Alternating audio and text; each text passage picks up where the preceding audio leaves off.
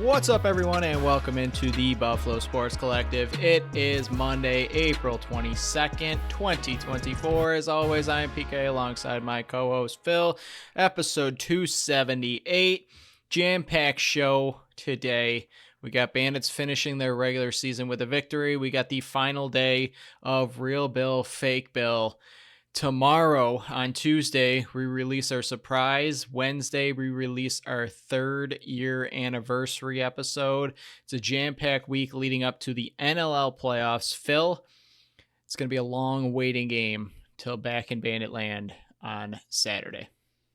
Yes, it is. We didn't really discuss it last episode because we ran out of time. I know you can defend yourself if you'd like right now. I also have another kind of random thing to go over with you, but I know at first you were almost hoping the Bandits did not get a home playoff game because that means that the Bandits are on the Toronto side of the bracket, which is not great and understandable what you were saying. I didn't love the idea of possibly going out west to face San Diego because I just don't like the Bandits traveling out there. I really like the home game, but I understand where you were coming from with not wanting to face Toronto in round two. Also, it kind of completely throws off our prediction hopes of a potential Toronto-Buffalo final, which would have been really cool. But I'm excited overall for the Bandits to get the home game.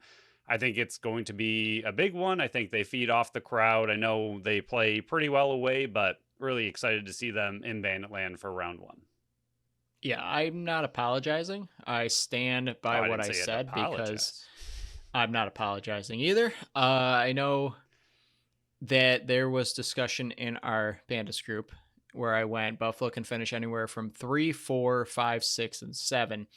If they do not get a home playoff game, would you prefer them getting the 6th or 7th seed? That was kind of how I framed it. So the 4th seed, yes, you're still facing Toronto, but if you know you couldn't get a home seed where Georgia and Albany would have won, would you have been better off just sliding down to 6 or 7? So they did get a home game. I am still not even considering right now second round yet because you got to get by a foe that you lost to this year, where Brett Dobson stole your soul when that was our first ever game up in the press box. And we went, man, Brett Dobson's playing unbelievable. And the offense just couldn't do anything. But that's for a discussion later on in the week. But yeah, I stand by what I said. I'm not apologizing. And I do partly wish that this potential second round matchup, and I know I'm getting way ahead of myself, could have happened in the final because I believe everybody across the NLL would have absolutely loved a Toronto-Buffalo final. But because there is no reseeding, and I saw that question going around a lot, there is no reseeding. The two sides of the playoff brackets stay as they are. So Buffalo, Georgia, Toronto, and Rochester, which again we'll go over in a second, all are on one side. San Diego, Panther City, Albany, and Halifax are on the other. So one of those four teams from one of those two sides, or two of those four teams from each side, are going to be, meeting up in the finals. But it is sad that Buffalo Toronto cannot possibly be a finals matchup. Yeah, and I think it would have been really cool to see, but here we are. And then part two of this, I've been actually wanting to bring up for weeks, but we've had a lot of long episodes. I haven't been able to. And the announcers, it might have been the same announcers the first time I wanted to bring it up. I'm not 100% sure if they only do the Vegas Desert Dog games, because if that's true, then it definitely wouldn't be the same announcers. But they brought up a specific player's college, town, and team, and it was from a while ago that they did this. I've been waiting episodes to bring it up, and they brought it up again. And this is information you might know because it's one of your favorite players, but we don't really dive back into the NLL players' college history, so you might not know it at the same time. Do you know where Ian McKay went to college, or did you hear it on the broadcast? Vermont Catamounts. Yeah. And why I'm bringing that up is it was in one of our draft episodes from a long time ago now, where we were picking It was Oh school God, I remember this names. now. Yep, It I was remember. school names, and it wasn't a draft. It was a bracket, and we were all It was teaming about a up year ago together. now. Yeah. And we had to go through all these just random college team names of like who has the best team name. There were a lot that were very similar, different kind of cats and things. And I convinced PK very early on in the draft that catamounts meant cats that mount. And he believed me all the way until the very, very final round when they were in the championship. And he found out that is not what it means. It's actually just a variety of wild cats. But they did end up taking the championship.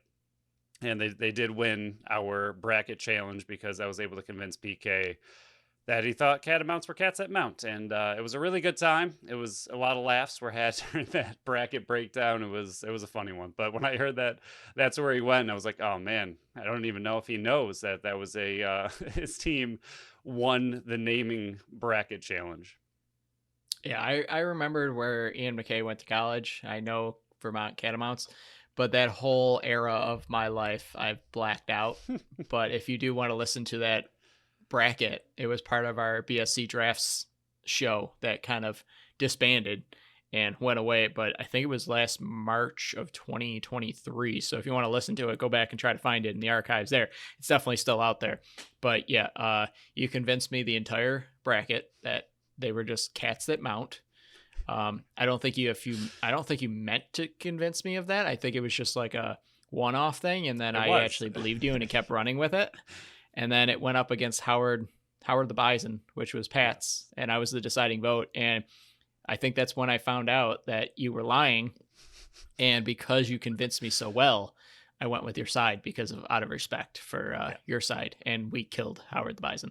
We did, and Howard the Bison also did not have a name until Patrick named him. He was just, yep, I believe it was just the Bisons, and we named him Howard and gave him a whole backstory. But Catamounts ended up taking it, and I'm very proud of that. So. Yeah, very good episode. Go back and listen. Highly encourage it, and we do check the download, so I'll know if people listen. So do us a favor and go listen. But remember, you can follow us on Facebook, Instagram, Threads, and TikTok at Buffalo Sports Collective, and on X and Blue Sky at Buffalo Sports Co. Don't forget to follow our channel wherever you listen to podcasts. Check out our website at buffalosportscollective.com. Coming up this week, Phil's final regular season article is dropping on Tuesday tomorrow, and then my first playoff, I will tease it now, playoff matchup breakdown, kind of predicting who I think is going to win and why, will be coming out on Thursday. So nice. That wraps that part up. Look for the time breakdowns in the description of the show. We got 2 segments to go over. Let's start with the Buffalo Bandits. Travel to Vegas for the first time in franchise history, and they come home victorious 14-5. Nanacoke and Byrne were Hattie brothers. They both scored 3. Smith and Brandon Robinson, 2 each. Bomberry, Weiss, Buchanan, and Frazier each chipped in 1. Vince, this stat is not correct, but I'm going by it right now. I know it's not correct because Orleman played the final 5, but currently the NLL website has Vince going 42 of 47. Shots were 55-47 in favor of Buffalo. Faceoffs 13-10 in favor of Vegas. Buffalo perfect on the power play, 4 for 4. Vegas 2 for 6. Yeah, this game concerned me a lot early on. And a lot of Bandits fans were concerned. A lot of Bandits fans were concerned in that first quarter. I thought it was going to be, I forgot which other game it was this year that we discussed. I should have gone back and looked at it. What? Philly? Yeah, it might have been Philly. I thought it was an earlier one. Till the final. Yeah, I would say it might have been Philly. Minutes, it was. I think it was Philly where the whole game, even though Philly was kind of hanging around, sticking in it, leading at one point, like I just wasn't worried because it was Philly. And I knew at some point the Bandits were going to turn it on, and they had played 3 games in 8 days. I thought it was just going to be the whole second half, but then they had a bad third quarter, and I was starting to get a smidge worried, but then the Bandits poured it on and made it look like they cruised to victory the entire time, which they did not. And I thought very early on in this one, and by very early, I mean the first 25 minutes of this one, I thought it was going to be the same thing where it was going to be a closer game than I wanted, and I just had to kind of keep telling myself the Bandits are the much better team. At some point, they will either kick it into gear or they will simply just win a close game because they're the better team, and they'll kind of figure it out. But with 5 minutes left in the second quarter, they were able to turn it on, not look back, and absolutely demolish the Desert Dogs. But for it to take 25 minutes for them to really get going, and a lot of that was because of the plethora of early penalties that they had. So the offense looked really bad early on. I thought the offense they looked terrible. The opportunities they had were minimal because of the penalties, and I think the penalties also just didn't allow them to get into a rhythm. So I'm not really blaming the offense early, but they looked really bad for the first quarter and all the way through pretty much most of the second quarter until that last 5 minutes when they scored some goals.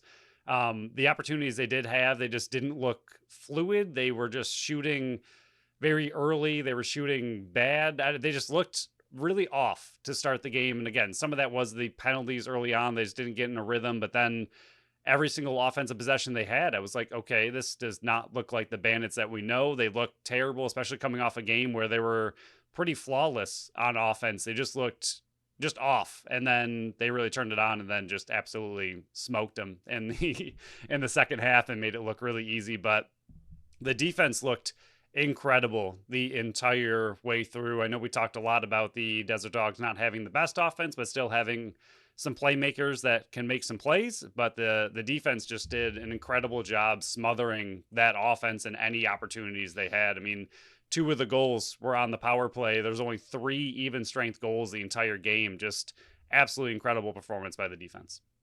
Yeah, we can run through the kind of timeline here. It was 1-1 after the first quarter. Buffalo actually trailed 2-1 until 4:57 left in the first half, and that's when Buffalo scored 4 of the final 5 goals to end the first half being up 5-2. And then 5-goal run in the third gives them the 10-3 lead. 2 straight by Vegas to start the fourth quarter, makes it 10-5.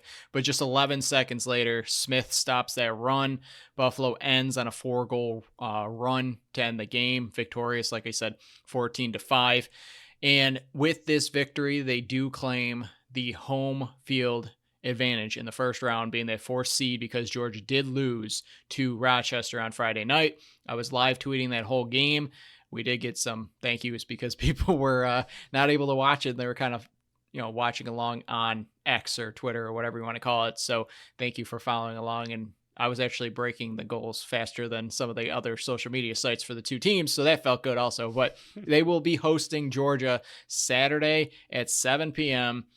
Get your tickets. And this is a spokesperson right here. I'm not being paid by the Bandits. Get your tickets to sell at that place. Get 19,000 fans in their butts in their seats again. But yeah, we can go over the negatives for the offense real quick first. I thought the penalties were a big reason that the offense couldn't get in rhythm. I mean, 4 first quarter penalties, unacceptable, can't be happening.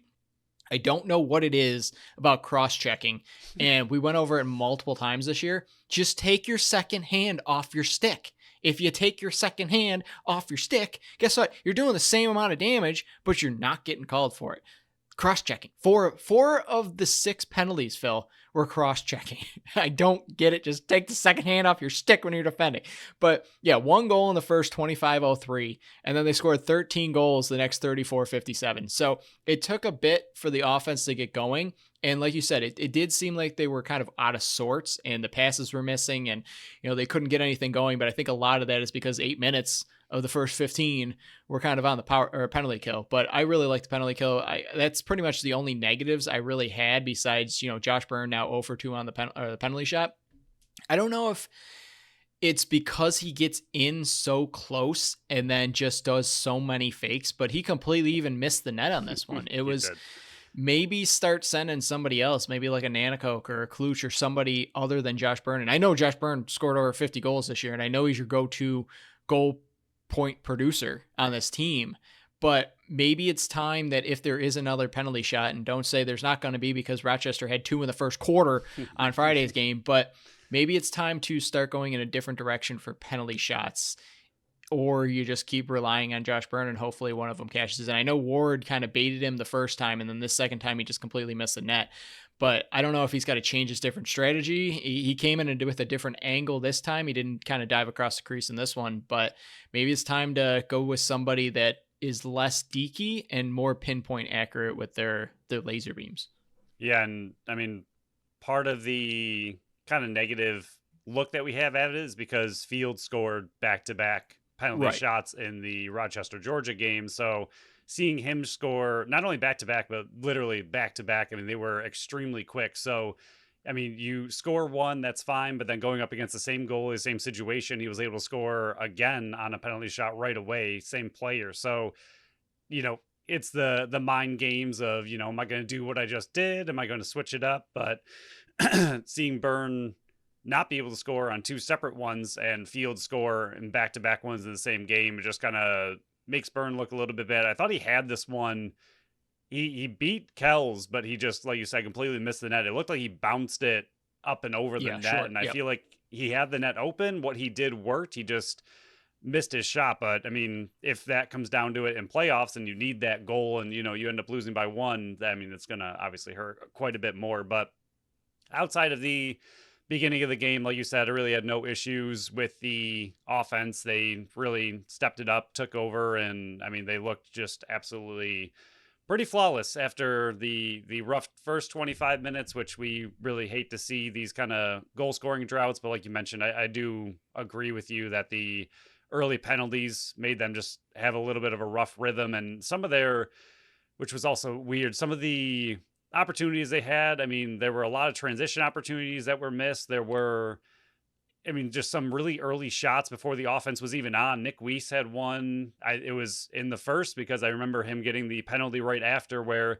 nobody was on the field except him. He took a really far out shot and then went to get the rebound and cross-check the guy. And I like the second he took the shot, I was like, what are you doing? Like, there was no transition happening. The entire defense was there. The offense wasn't. And there was still a good 20 seconds left in the shot clock. And he just whips a shot from outside that wasn't even close to, you know, being a threat. And it was just, there were a few plays like that where the offense didn't even really have a chance to get on the field because they were taking such weird opportunities by either the defense in transition or even the offense was shooting really quick and didn't really set anything up. But toward the end of the game, obviously they went on that massive run. And Dane Smith, congratulations on your ridiculous feat of 101 assists on the season. You made it look a little too easy. Even in this game, I mean, he assisted on every single first half goal. So we started the first half with 5 and then just buried the record really quickly in the second half and was just doing what Dane Smith does. And even Josh Byrne had an incredible attempt at the point record. He was very close to getting that as well, even though the announcers were a little off until the very end when they got corrected. But they fixed it eventually, and kind of sad for Byrne that he wasn't able to get it. But I know couldn't tell what he screamed into the mic with Dane after the game, but you could tell he was happy for him, obviously. And I mean, he still had a monster of a season and even put an exclamation point on it in this game as well. Yeah, just reference the 10 assists that Dane Smith had. 9 of the 10 were primary assists. So it's not like you pass to the person that passed the goal. 9 of the 10, he set up that goal. So that's just stupid and ridiculous as well. Ridiculous. But yeah, looking at the offense, it's kind of a similar mirror image of what we saw versus the Calgary game. You know, Dane Smith, 210 and 12, 13 shots, 9 loose balls, 2 caused turnovers. He was a monster in this one. Josh Byrne, 3, 6, and 9 on 7 shots. But it was also the secondary scoring. It was Nanakoke with 3 on 5 shots. You had Brandon Robinson who had 2 on 3 shots. Buchanan had 1 on 7 shots. Frazier 1 on 6 shots. It was everybody getting involved. And actually, Kluch was the only one that really didn't get involved. He had 1 assist, 4 shots, but he also drew that 1 penalty that led to the goal. You know, everybody says lacrosse is a game of runs. They had a game of this was an example, and I guess that kind of makes sense when your opponent only scores 5. But you know, he scored the first one, then it was a 3-goal run, then it was a 6-goal run, then it was a 4-goal run. So those goals, really, that run of goals really put this one out of reach after that first 25 minutes. And, you know, the first goal, nobody touches Byrne. He dies across the crease, 1-0. Frazier sidearm on the power play, 2-2. You know, pick and roll with Josh Byrne and Brandon Robinson. And Brandon Robinson went airborne and kind of tipped it over top of Kell's opposite shoulder. I thought that was an unbelievable goal. Kluch draws the power play. That's the one I was talking about.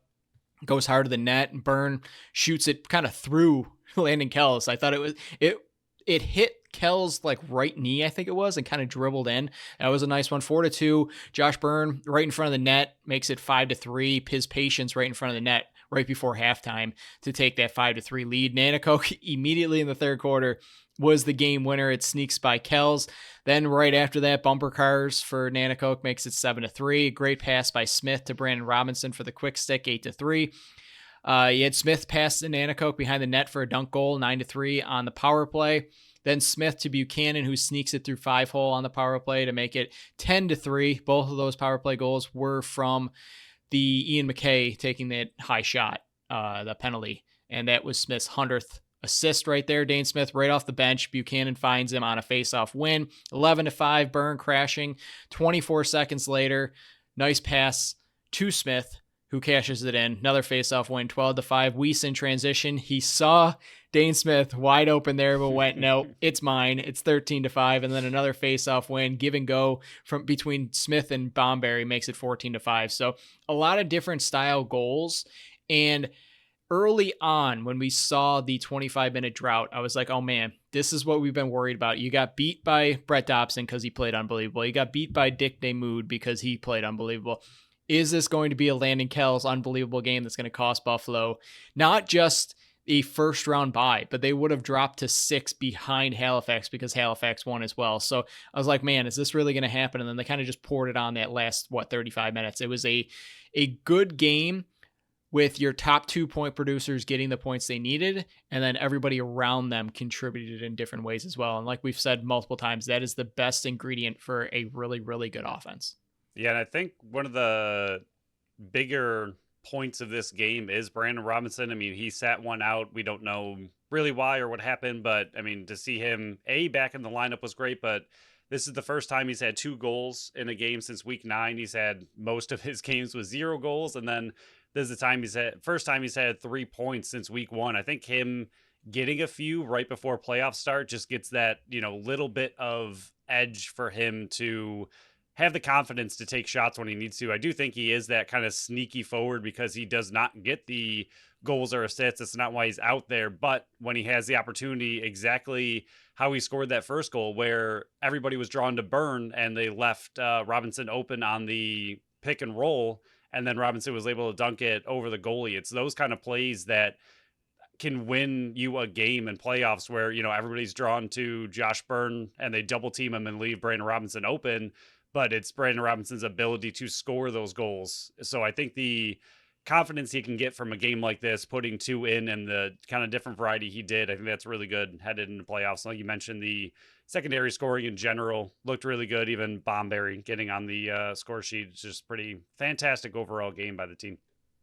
So before we dive into the defense, let's get our first sponsor read out of the way. Tap That Tap Room. Phil, it's going to be a very busy week for them leading up to the playoff game for the Buffalo Bandits. Yeah, they have a lot of events, which I'm going to let PK handle, but they are at 363 Delaware Street in Tonawanda, New York. They are Buffalo's first women-owned self-pour bar where you can go, you pay for a card, and then you can try one of their 30 consistently rotating taps of beer, cider, sour, seltzers, and malt beverages. You can have as little or as much as you want as the glass will hold. You can try a couple, try one, however you want to handle it.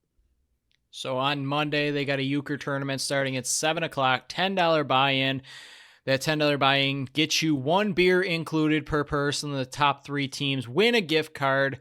The cap is 30 teams. Wednesday, they got trivia with Geeks Who Drink, small batch trivia starting at 7:30. And then Thursday, they are holding a Bills draft party. Yes, that is right. The NFL draft kicks off on Thursday. Their draft party starts at 5 p.m. And because the Buffalo Bills currently have the 28th draft pick, it is going to be 28 cents an ounce at Tap That Tap Room. Make sure you get out there and maybe hint, nudge, nudge. If Bills trade up before Thursday, maybe, that's 28 cents. They'll get a lower and lower. But check out their Facebook page for all their other posted events and things that are coming up on deck. Phil, let's dive into the good parts of the Bandits defense.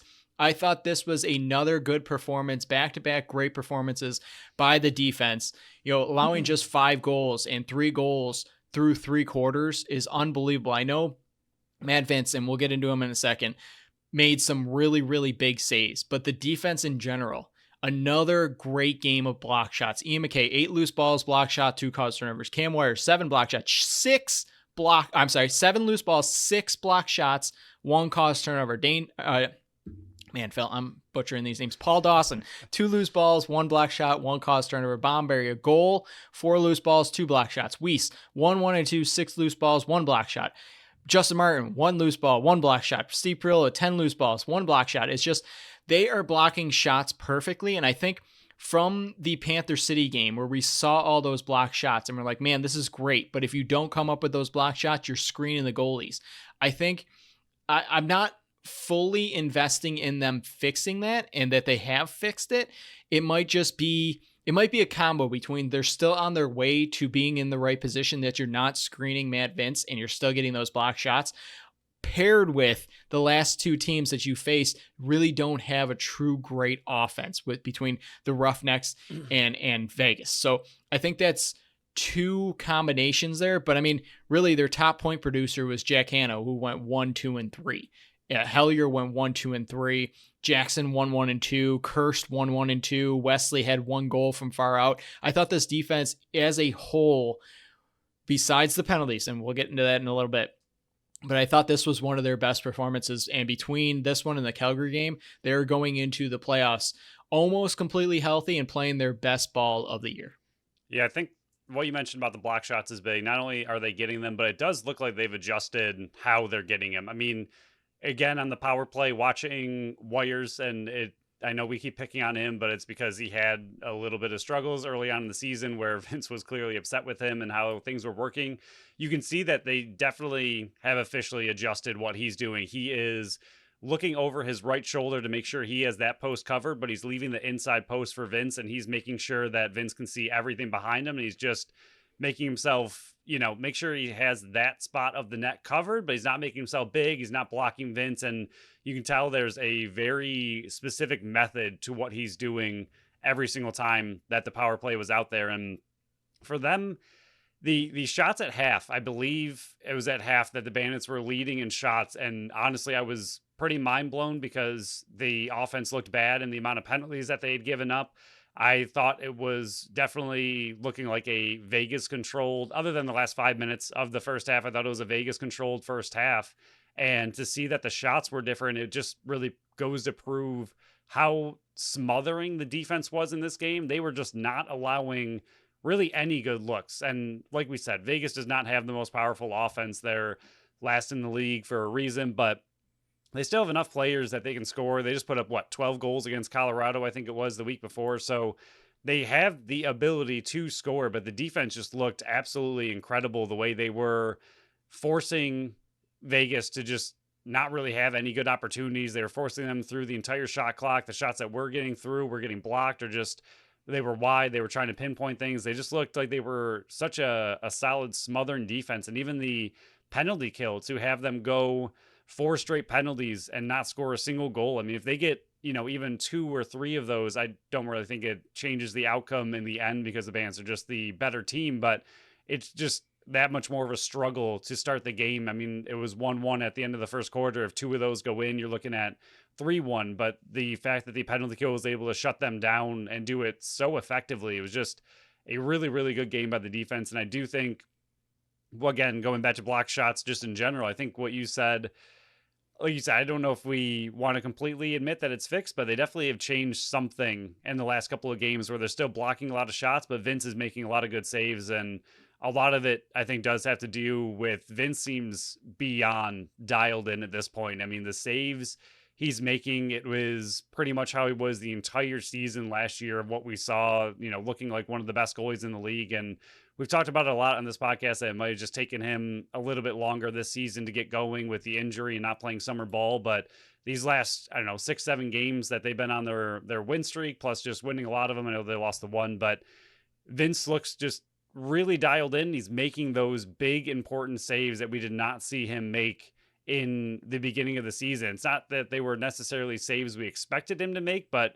they're ones that we know he can make and has made in the past. And he was kind of starting to let those in. And it still wasn't necessarily that he was playing bad. He just wasn't making those kind of otherworldly, massive saves that he really shouldn't be making. But he's making them a lot now, and he's making that defense look really good. But I think a big part of it is also the defense is helping him out as well. And like you said, they're just, as a group, finally gelling and becoming a unit. Very, they're doing a great job at just the right time headed into playoffs. Yeah, the only correction there, they didn't kill off the first 4 penalties. They killed off the first 3. The fourth one they scored in the final seconds. I thought with there were 4 in the first, so I was wrong on that. Yeah, Adam Bomberry had that one that extended in the second. But yeah, just a couple other positives, and then I can go to the negatives of that. I thought Belter in the transition game, where he caught that long pass with Matt Vince, and Matt Vince has been really good, and we'll go over the good parts of Matt Vince in a second, but him catching that shot and drawing that penalty shot that led to the Josh Byrne penalty shot, hit that catch, and then the shot that kind of, he went top to low, like high to low on his shot. I thought it was going to squeak in, and it did. Actually, I think he had 2 opportunities in the transition game, Zach Belter did, but drawing that penalty was huge. And then Ian McKay drawing that 5-minute major, that Buffalo scored on twice for, really, I think that might have been. Think of that one. I really thought it was going to get reduced. I don't know why they kept it as a 5-minute major. Maybe just because it was a hit to the head, but it did not look, it was like a direct shot to the head. I definitely thought they were going to reduce it to 2. I also thought, I just wanted to, we both agree, so not too much to discuss there, but I also thought they were going to reduce it to 2. When they upheld it as a major, I was like, all right, did not really see that coming. It really looked like a 2-minute penalty. I mean, it definitely looked like a penalty, but I thought the 5 was kind of, weird that they were able to uphold that. But I mean, fine by me as a Bandits fan, but I didn't think it was a 5-minute major, but that was all. Yeah, I mean, they cut to Johnny Tavares right after that as well. And I think he laughed and said, okay, we'll take it. Something along those lines. I saw him mouth something. I was like, he said pretty much exactly what I said sitting on my couch here. But there were some negatives. I thought the transition game was not ideal until the fourth quarter. Ian McKay got out to runs 3 different times, and he went 0 for 3, and 2 of them were missed opportunities where he just missed the net completely. I thought the transition game was not very strong in the first 3 quarters. And then the second one was just Justin Robinson. I don't know what he was doing on that, which one was the third goal by Vegas. He just pretty much let Jack Hanna walk right by him. And then Ian McKay doesn't even close the gap for that third goal. I thought that was really the only negative defensive wise part of this game, where it just looked like they were lost and they didn't know what to do. And it was really the only true negative part I had defensively, where it was just Justin Robinson, just, Jack Hanna just stole his lunch, and there was nothing Justin Robinson could do. I thought there's times where I am really high on Justin Robinson's play, and there's times like this where I just think he's too flat-footed for some players in this league, and I think Jack Hanna was one of them. And I'm sure you're going to say no, because you like him quite a bit. But does McKay's lack of offense, especially in a game, not this one, but previously, but even on breakaways, he's normally decent at them. At the very least, he's normally pretty good at them. He's had 4 of his last 5 games with 0 points, and one of them was taking a lot of offensive shifts. And even in this one, like you mentioned, 0 for 3 on the breakaways. Does it concern you? I mean, he's not an offensive player, so it's not necessarily like, oh, the team's obviously not hurting with him not adding those, but does he seem like he's gone pretty cold recently? I mean, 4 of the 5 games without a single point. Not that he like racks up massive points, but he's usually a okay, like supporting part of the offense. To see him get no points, and even with the opportunities he's had, just seems like something's off with his offensive game. And even the game where he did play on offense, you and I think both agree that he just looked not great. So are you concerned at all about him just looking a little off offensively? I'm not, just because, he's been flipped back and forth, and like we said in the Calgary game, I don't know why Brandon Robinson was not playing and they forced Ian McKay to play forward. He said on countless times he'd rather play defensive wise rather than play forward. So I don't know why they keep trying to force that on him unless there's injuries. That should be really the only time that we see Ian McKay take multiple forward shifts in a game. It just confused me in the Calgary game. It didn't come back to haunt him at all, but right. I think that also plays a factor into it where, he gets in a groove defensive wise and then they say, hey, now you're a forward. And then they go, okay, your forward shift's done. Go back to defense. I think that also plays a factor in it. But there was a time in this game where he missed his third one. I was like, okay, you're not on today.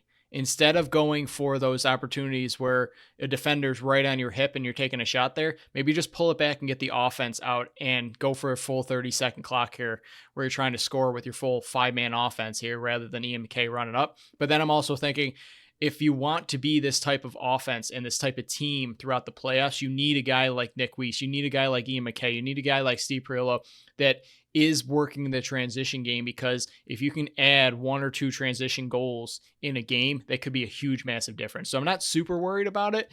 It is a bit concerning, but if they keep him on the back end and coming out the back door, then I think you will see a little bit more transition game offense coming from Ian McKay. Yeah, and before we leave defense, I know you already mentioned it quite a bit, but Cam Wires, the last 3 games, I mean, he's just really coming into his Paul own Dawson effect. As a rookie. What was that?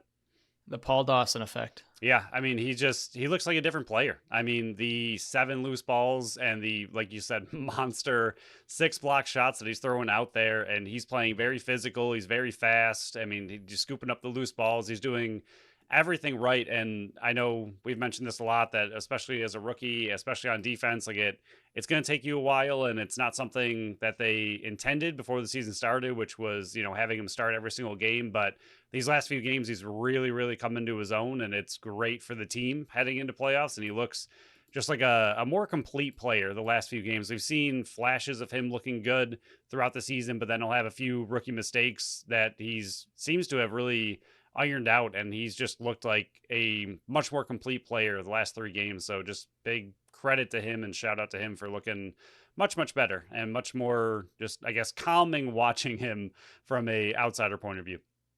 Yeah, them sticking with him rather than taking him off the penalty kill definitely seems to have worked out. So credit to them for sticking what was not working and now what is. But let's move to the goalie. The good, there's only one bad I have here, and it's really the first goal, and it's Kirsten transition. I thought Weiss covered the gap perfectly to allow that shot to go in one direction, and Matt Vince just needs that one. And I think it was just that's the first Matt Vince error that I've had in 2 or 3 games. So I'm not going to really harp on it, but it went over his left shoulder, tied the game 1-1. That's really the only one I thought he should have had. The second one, Jackson sneaks by Vince on the power play, makes it 2-1 Vegas. The third one, that one I definitely have on Justin Robinson, and Ian McKay didn't close the gap. It's just bad defense, 4-3 Buffalo. 2 block shots on the power play. Dogs, the ball just kept bouncing right back to him. It was one of those shifts where no matter how much good you do, Vegas just kept getting the ball, and Hellier makes it 10-4. No one covers Wesley, who shoots it far out, makes it 10-5. But the outlook, or the long passes by Matt Vince, where in the past I have noticed that he is not one of the best goaltenders throwing that long ball. He either short arms it or guns it too far at times. But the last few games, like you said earlier, he seems just dialed in on his entire play. And one of them led to Ian McKay passing it to Nanico, who draws the power play. So while it's not on the box score, that pass, that long pass to Ian McKay that leads to the Nanico power play, that's because of the nice pass from Matt Vince. So really, I have one bad goal on Matt Vince, and then the rest of them, it was just bad, either bad defensive wise or just goals on the power play that just sneak by Matt Vince. But overall, I thought, again, he is so dialed in right now, and everybody that said, hey, maybe we should look to drafting a first round goalie. Hey, Delvin Shanahan and Steve Orleman, maybe they should get more time. Sit down and keep your mouth shut. Matt Vince is still one of the best goaltenders in the league, and he is still the goalie. And this is completely unbiased again. Matt Vince is the goalie that I would want between the pipes leading my team into the playoffs, because he's done it. He's a proven veteran. He's been proven that he can get it done. And that would be who I would want in net to play my goaltender position throughout the entire playoffs. Yeah, I'd have to go back and look and go for a little bit bigger breakdown. But since the Toronto game where they let in 12. It's been 12 goals, and then it was 12 goals against Panther City, but one of those was in overtime. One of those was the empty net. So you're looking at closer to 10 goals. And then the Wings was 12 goals. Colorado was 11 goals, and then 7, and then 5. I mean, they, as a team, they've gotten better for sure on defense. They've gotten healthier on defense, but Vince has been a just massive part of the defense and, just everything, just returning to the team that we thought they would be from the start. I mean, yes, they've had a ton of injuries, and that's been a huge part of it. And even Vince playing, like we mentioned, a little bit off to begin the season was a big part of it. But every single time, pretty much every game at the end of the season here, you and I have been saying, this is their get right game. Like, this is the game that this defense, that we know what they can look like. And Matt Vince, we know what he can look like. Like, this is the game that they're going to turn it on, and they'll be good from here out. And I think that really was, the Colorado game, only 11 goals, and then 7, and then 5. I mean, this team has just really turned it around on defense, and getting healthy is a big part of it. But Vince just looks as dialed in as we have ever seen him. He looks like the player that only allowed 4 goals in the championship game last year against Colorado. And the defense in front of him has definitely come together as well. But Vince looks just, he just looks dialed in. He looks like vintage Matt Vince that we have kind of been waiting for the entire season, but now he's done it for weeks in a row, and you've really seen just a big shift in his game, and he looks really, really good and primed for a hopefully deep playoff run. Yeah, I don't have much more. It's kind of just the miscellaneous cleanup stuff as I'm trying to find what the penalty kill overall percentage is right now. Bear with me for a second here. I remember during the broadcast they were top 4. But they are sitting at, and I didn't do the math, stupid me. Let's see, the opponents are 43. You got this. Or no, sorry. This is great podcasting. 42 for 93. So that's 45%. So Buffalo is sitting at 55% penalty kill, which is fantastic. But, they went 4 for 6 on the penalty kill this one. I don't even think Vegas got a shot off in the first 3. I think a lot of it was block shots or just great defensive play where, Vegas didn't see a shot that reached Matt Vince on the first 3 power plays. The on Frazier's penalty on the penalty kill there, they did a great job of causing the 8 seconds, and I think this was the 3rd or 4th time they've done this season where they got the ball back because the other team just couldn't get the ball over half. 3 face-off wins lead to goals. I think it was goals 11, 12, and 14 all led to goals off face-off win. Then they got Matt Vince out with 5 minutes to go, and it went to that final TV timeout. And I think you asked for it. Yep. Yeah, I literally put it in the group, and I went, you probably should get Matt Vince out of the game just because nothing stupid. Like, I'm not anticipating Vegas going and doing anything stupid to try to injure Matt Vince, but you get one player diving across the crease trying to score and lands on Matt Vince funny, get him out of the game, and they did. And the only bads I got, we kind of went over the penalties, can't happen. 4 cross checks, just take your second hand off the stick for God's sakes. And then the only real major issue I have from the bench is, where was the timeout after Buffalo got the ball after the dead ball foul with around 35 seconds to go? The ball is in Connor Farrell's stick. And this is no complete shot at Connor Farrell because we know what type of player he is. He's a true Fogo.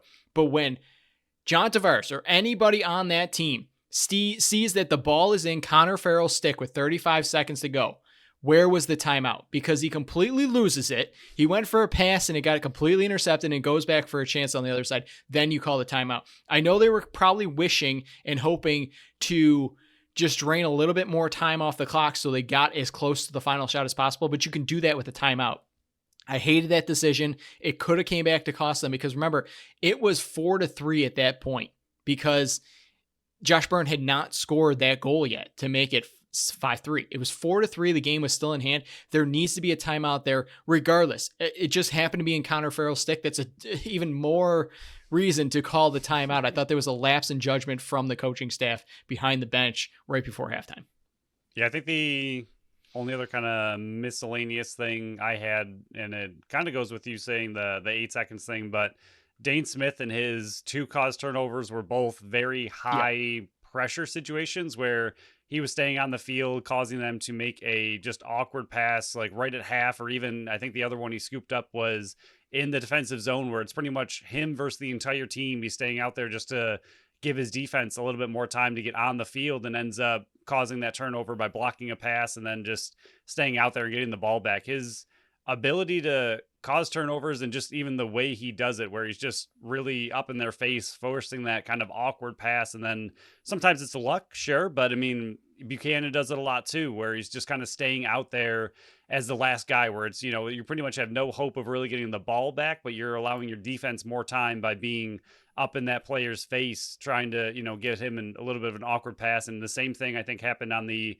8-second violation, where they were just causing that just enough pressure to the players where they're just a little bit awkward trying to get it out of their zone. And even if that 8 seconds doesn't necessarily, you know, happen, say they get the ball over at 7 seconds, that's still 7 seconds that you've killed of their offensive possession and still helps in the long run. So really good to see kind of a forward press by the team. And I think both of Dane's turnovers were on his ability to just kind of really pressure those players right at the point of the turnover. So good to see that as well.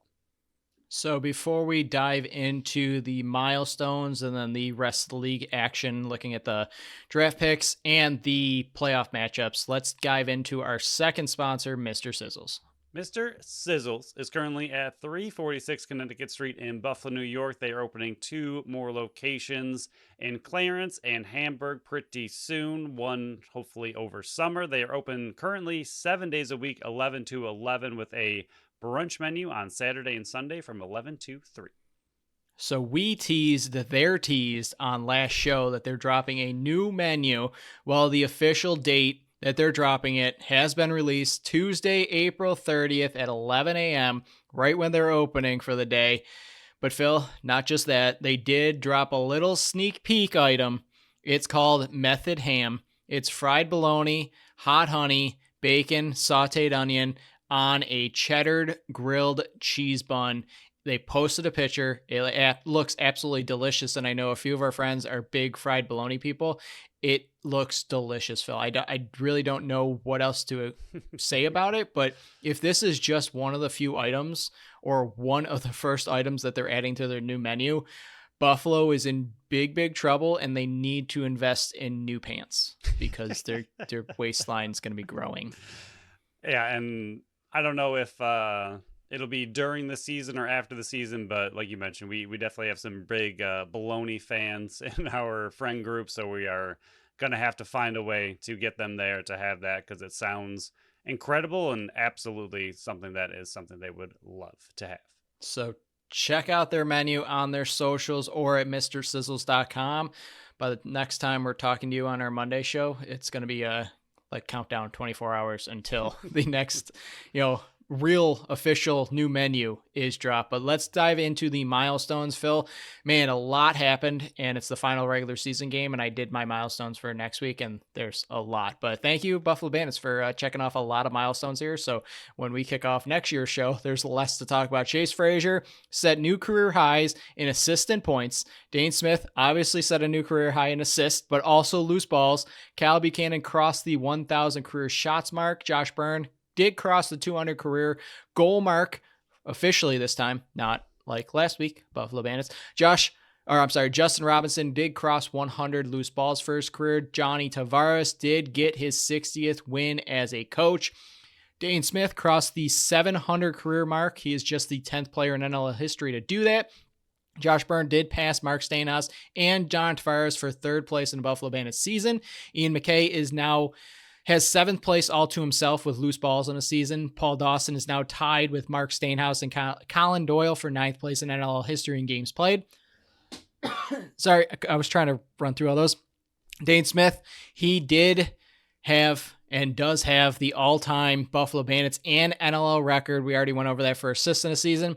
Josh Byrne did pass Dane Smith for 3rd place in an NLL season. I'm sorry, he tied him for an NLL season and Bandit season for points. And then Dane Smith is right behind himself for 4th in an NLL season with 135 points, or 134 points. A lot of milestones happened in that game, Phil. I know the announcers were going over it as well, and they were saying Josh Byrne is only this amount of points away, and this amount of points away, and this amount of points away. I'm like, Dane Smith is like really right behind him now too, because he has 9 assists and 2 goals, and then it ended up being 2 goals and 10 assists. But I was like, he's right behind him, and I think you were the one that went That would really suck for Josh Byrne if Dane Smith is just like, man, you had a career season, but I still beat you in points.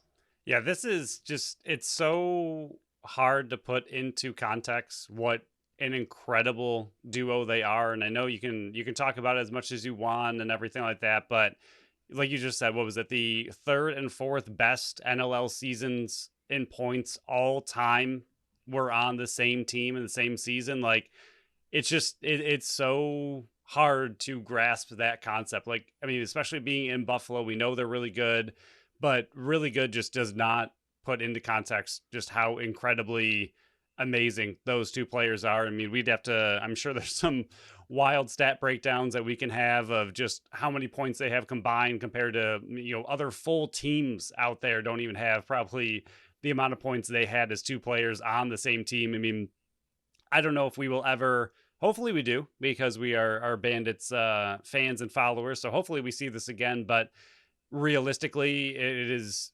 possible that you never see a duo have this kind of season together on the same team ever again in NL history. I mean, it's just insane to finish first and second in scoring in the entire league, and not only to finish that high, but to finish with the third and fourth highest NLL season, points totals.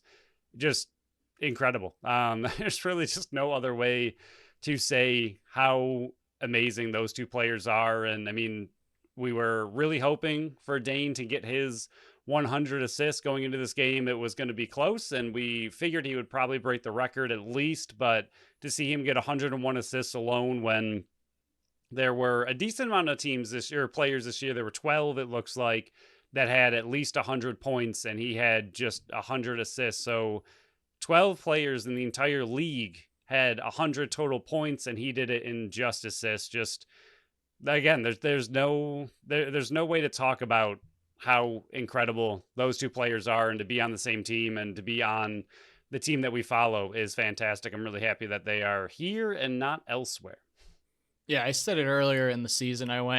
When people always say, I wish I knew when the good times were. This is it. This is kind of what we were saying, where you might not truly appreciate, like, you understand how great they are, but you might not truly sit there watching these two play and appreciate just how amazing they are. Their numbers are going to be in the rafters. Their names are going to be in the Hall of Fame one day, and you're able to watch them live right now for the next 5, 6, 7, 8 years. I mean, I know they're under contract for the next 5, but they're probably going to be around for a lot longer than that. It's just truly amazing. It's kind of like, if you put it into terms, it's kind of like watching John Tavares in his prime time. It's like watching Matt Vince when he was playing on all those Rochester teams. That's how good these two players are. But let's go over the NLL outlook here. Rochester versus Georgia. Rochester needed to win to keep their playoff hopes alive. They won 11-10 on Friday. They led 7-4 at half, with including that weird first quarter, 2 penalty shots included, 5 goals in the third. For Georgia, saw them take the 9-8 lead, and then Smith 2 fourth quarter goals to lead them to victory. Vancouver versus San Diego. Vancouver needed to win. San Diego stole it from them 16-9, 4-1 after 1, and then 3 late quarter goals made it 8-5. San Diego finished that win off. Colorado, nothing to play for, but play spoiler. Halifax wouldn't let that happen. 14-10 victory, 9-4 at half. Colorado will get it to 12-10 as Halifax would try to choke it away, but they did not. Albany leading to win to clinch that third seed. They get it done 16-10. They jumped out to a 5-0 lead and 10-4 after 2. Panther City trying to climb up the standing rankings. They were not able to. They blew a second half lead. Calgary won this one 11-9. Panther City, once again, 7-3 at halftime. Calgary 5-goal run and steals it. Move forward to Toronto, Saskatchewan. Saskatchewan needing to win. Toronto steals their soul 12-11. Biggest lead was 2. Very back and forth game. And then the Sunday game, Philly versus Rochester. Rochester comes into this weekend with a 3% chance to make the playoffs. They get it done, winning 12-3 over Philly. 5-0 start. And then Philly scored 2, but a 6-goal run in the third quarter. So that means the playoffs look like this. Saturday, Rochester heads to Toronto, the 8-1 matchup at 4:30. Saturday night, number 5 Georgia is in Bandit Land, 7 p.m. Last game on Saturday here, number 7 seed Panther City travels to the number 2 seed San Diego, 10 p.m. And then Sunday, number 6 Halifax goes to number 3 Albany at 3 p.m. I don't know if this was planned. I don't know if this was just a arena availability, but being able to watch all 4 games separately and not have to go back and watch after you know the results, this is pinpoint perfect time scheduling for the playoffs, and absolutely love it. I was going to mention the same thing, but you already handled it, so I'm just going to let that go. I mean, some of those games were weird. I thought the Toronto Rush game was actually really good. Toronto not really having much to play for, but the Rush needing to win. And I mean, obviously Matthews, I think he was quoted saying that he really wanted to make sure the Rush did not make playoffs, which did not sit well with the Rush fans. But I mean, just that game was just a good game of lacrosse. I mean, back and forth, really interesting. The other game, I mean, the Panther City one, Calgary is the team that usually blows it in the second half. So to see them come back and win again, a game that they just did not need, is kind of just fun for them, I guess.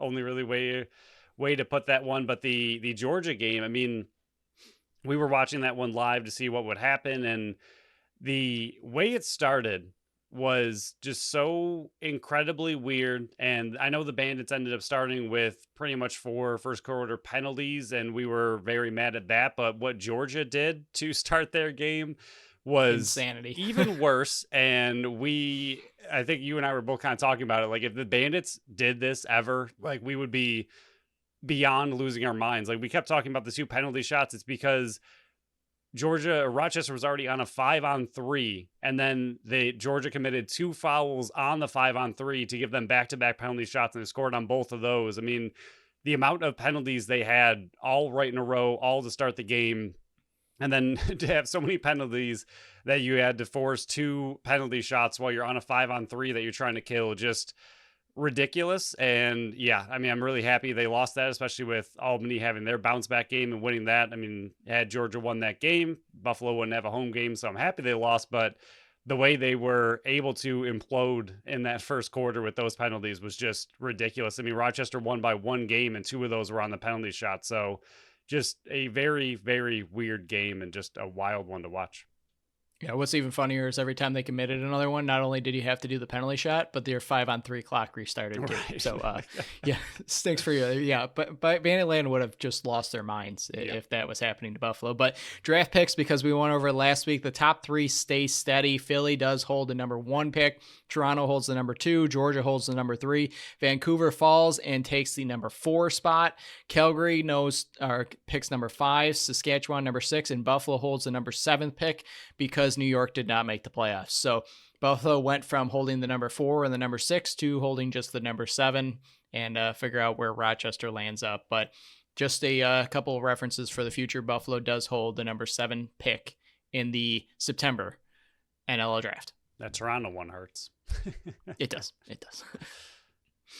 But Phil, that ends this one. We will break down the preview for the first Buffalo Bandits playoff game of the 23-24 season, facing off against Georgia on the Friday show. Let's dive into our final segment here and the final installment for this year's Real Bill, Fake Bill Draft Edition. Once again, each episode from the beginning of April until this segment right here, Phil had to guess, is it a real Buffalo Bills draft pick or a fake bill? I give him 5 names. All of you can play along at home. You get 1 point correct if you guess correctly. Is it a real bill or a fake bill? If you guess that correctly, you go to the bonus point where you have to tell me either what year, what position, or what other career that person is. I am keeping track. Phil, you are currently ahead 16-10. You already clinched the victory, but you can push my nose in the dirt here. Here goes name number 1. Lionel Gates. There was an Antonio Gates, so I'm going to go real. Oh, you stink. I hate you. That is correct. Is he related to Antonio? I have no idea. But I do hate you. Oh, well, thank you. This episode turned really, really quickly. I'm going to go running back for funsies. I hate you again. Yeah, you finally got it right. He is also a running back. 2005, 7th rounder, 236, running back from Louisville. This is just killing you. First bonus point. Can you get to 20? Next name on the list, Sean Nelson. I was going to say we like Nelson from the Challenge, but we don't like him anymore. Also a first name. Sean Nelson. I'm going to go fake. I have no idea. That sounds... I am on the board, Phil. I was such a huge fan of him. This is right around the time where I was getting involved in like dynasty football drafts. I thought he was going to be amazing, and I know a bunch of other people thought he was going to be amazing as well. 2009 fourth rounder, 121st overall, tight end from Southern Miss. Yeah, wouldn't have guessed any of that. But is he out of the league, I assume? He's done. Yeah. I mean, it would have been his 14th year. He's definitely out of the league. Well, he could have been really good. He was not. He was not at all. I don't even know if he settled up for any games. I think he did get in a couple games, but he was like this big, pass catching tight end that I really had high hopes for. I traded for him multiple places, and wasted draft pick trades, and it didn't work out. But Phil, next name, John Potter. Sounds like Harry Potter, so I'm going to go fake. See, I'm just throwing out those names right now. Yeah, fake. Fake. I'm on the board again. He is a real Buffalo Bill. Phil, 2012, 7th rounder, 251st. He was a kicker from Western Michigan. Is he related to Harry, though? I don't know. It might have been, Potter's, it would have been his distant cousin's nephew, something like that. Oh, okay. Good. Maybe not. That was just when he was drafted. I was like, yeah, he was born in 2012. No, he wasn't born in 2012. That's when he was drafted. Whew. Okay, Phil. Next one here. Paul Lide. I'm going to go real. Oh, that's 3 in a row, baby. Oh, he is a fake Buffalo Bill. Phil, I don't know why you don't know this, but he owns the world record for the greatest distance catching a grape in a mouth, which is 350 feet away. I feel like that would... Sorry, I feel like that might hurt, right? Oh, 100%. It's a choking hazard. Right. A big choking hazard. Like, I feel like lining up and catching it, I mean, a challenge for sure, but I feel like if I had enough time and effort, like, catching it isn't the problem, but I would absolutely be scared that that you're going to choke and die immediately. Although, that far with that amount of speed coming down at the trajectory that it is, maybe it just hits the back of your throat and just drops down like a pill. Like, it might hit the back of your throat and you'll have an irritation in the back of your throat for a while. Your uvula might be upset. Yeah, it's like a punching bag. That's going to bounce off. It's going to knock it out for a little while. Last name for the last installment, a real Bill, fake Bill, draft edition. And thank you for following along as we go over our draft coverage for the Buffalo Bills season. Ross Cockrell. See, before that last one, you went 3 straight real, and I thought you were going to end the season on all real and not mix any fake in there. But then you threw it off with that last one. What was the name again? Sorry. Ross Cockrell. I don't know why I asked like it matters. I'm just guessing completely every single time. We're going to say you ended on a fake. Ugh. Well, I did end on a streak here. I won 4 in a row here. He is a real Bill. 2014 4th rounder, 109 overall, defensive back from Duke.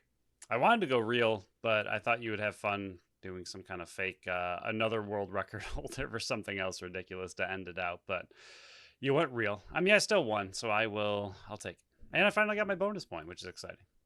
Yeah, you ended up winning 18-14, so I brought it a little bit closer this round, but congratulations on Real Bill, Fake Bill, Draft Edition. You officially beat me last show, but it is officially over now, Phil. I'll be sending your trophy. Your trophy is in the mail, Phil. I might make one because I think this is the first or one of the first, again, other than the drafts. I think it's one of the, between you and me, this is one of the first ones I've ever won. I feel like I've lost pretty much all of your games because I don't know them very well. So I might take the time and effort to make my own little trophy. I will hand it to you. You did handle the stress much better than normal. So you handled the stress and you beat me 18-14. So congratulations to you. Thank you for playing along the last 6 shows. Thank you to everybody playing at home. And hopefully I at least beat Producer Pat, because if I didn't do that, I'm not bringing this back for next season. But Phil, that concludes this episode. Is there anything else you would like to add to this before we start working on our preview for the Buffalo Bandits taking on the Georgia Swarm at home, first round of the NLL playoffs in the 2024 season? Yeah, for wrapping up the regular season, the unified standings was a pretty massive success. It was a lot Loved of it. fun to go through, and I think it was a really, really great move by the NLL and Brett Frood and whoever else was part of those decisions. I think it was a great one to make, especially after year one, and even coming down to that, not only the last weekend with so many possibilities, but the very last game with some possibilities. And like you mentioned, a team like Rochester, who has been very hot and cold all season, went in with a 3% chance and came out in the playoffs. So just the ability to kind of go from top to bottom, every single game matters, and just, everything coming down to that last weekend with however many possibilities there ended up being. I think it just really opened up playoffs a lot more and every single game mattering a lot more, and just the way unified standings changed the NLL this season. It was a lot of fun and hurt the Bandits at times, but the Bandits were able to sneak in to the top 4 and get their home game, so ended up being okay for them. But overall, just loved it and excited to continue with it, and I think the first year was a big success. Yeah, 100% agree with you. It was flawless. It took 135 games to officially crown the top 8 teams making the playoffs. So that alone just proves that the right decisions were made. And I think the structure of the league is in good hands moving forward. But that will conclude this episode. On the next episode, we will break down the nominations for the Buffalo Sabres season for the BSC award show. So yippee for that. The show is going to be recorded before the NFL draft's kicking off. So that's why we're doing the BSC Awards nomination show on that episode. So can't wait for that one. I struggle to find nominations for that. And we'll also break down the Georgia Swarm Buffalo Bandits game, their second meeting this year. But don't forget that we have a special surprise for everybody coming out tomorrow on Tuesday. Look for our social media sites. I will post that everywhere there. And stay tuned for that one. Can't wait for that reveal. And then Wednesday, we have our 3rd anniversary special episode airing. So if you want to see Producer Pat's beautiful mug, look on our YouTube channel for that. And it will also be on our podcasting platforms everywhere else. But thank you all for listening to another episode of the Buffalo Sports Collective. Thank you to Tap That Tap Room and Mr. Sizzles for sponsoring this episode and this show. Follow us on Facebook, Instagram, Threads, and TikTok for that surprise, but also for any other content at Buffalo Sports Collective and on X and Blue Sky at Buffalo Sports Co. Visit our website at buffalosportscollective.com. Phil's article is dropping tomorrow on Tuesday, breaking down this game that we just talked about. And my round 1 playoff predictions will be out in an article form on Thursday. Subscribe to our channel wherever you listen to podcasts, and make sure you leave us a review on Apple and Spotify. Until next time, bye-bye.